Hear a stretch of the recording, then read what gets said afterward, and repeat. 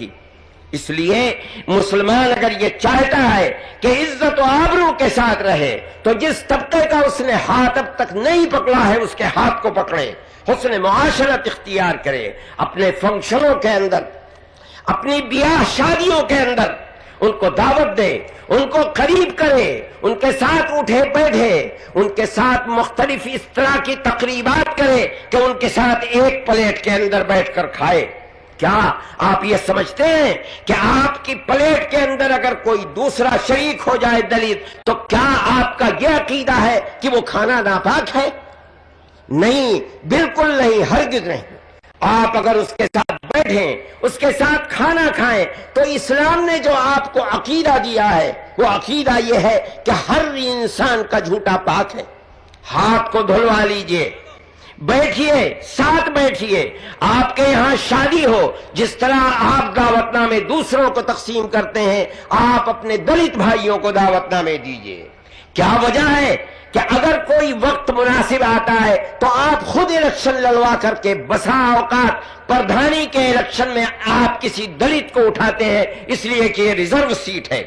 وہ دلت آپ کا قریب ہوتا ہے، آپ یہ سمجھتے ہیں کہ اگر یہ کرسی اقتدار پر بیٹھا تو اس کا مطلب یہ ہے کہ ہم کرسی اقتدار پر بیٹھے۔ آپ یہ کر سکتے ہیں لیکن آپ حسن معاشرت اور حسن اخلاق کے طور پر اس کے گھر جا نہیں سکتے، اس کو اپنی دعوت کے اندر کیا بلا نہیں سکتے؟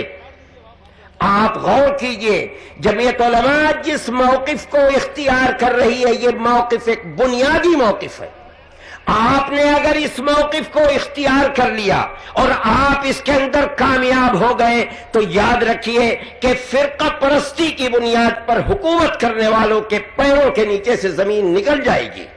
اس لیے جمعیت علماء آپ کو یہ پیغام دیتی ہے کہ آپ یہ عہد کر کے جائیں کہ آپ کو دلتوں کے ساتھ اتحاد قائم کرنا ہے، حسن معاشرت کا اتحاد قائم کرنا ہے، حسن اخلاق کا اتحاد قائم کرنا ہے۔ آپ کو ان کے فنکشنوں کے اندر جانا ہے، آپ اپنے فنکشنوں کے اندر، اپنی تقریبات کے اندر ان کو دعوت دیں، ان کے رتبے کو بڑھائیں اور ان کو یہ باور کرائیں کہ آپ میں اور ان کے اندر دلت اور مسلمان ہونے کے اعتبار سے کوئی تفریق نہیں ہے۔ مذہب انسان کی اپنی اپنی چیز ہے، اس کے اوپر اتحاد اور سودا کسی سے نہیں ہو سکتا۔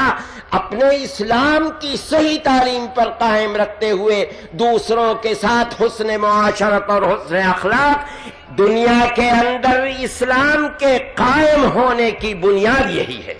جناب رسول اللہ صلی اللہ علیہ وسلم نے اس دور کے اندر جہاں اونچ اور نیچ کی تفریق قائم تھی، جس اسلام کے نمونے کو پیش کیا اور دعوت کو، اس کے اندر کوئی تفریق نہیں تھی، آزاد اور غلام ہر شخص کا ایک ہی رتبہ تھا۔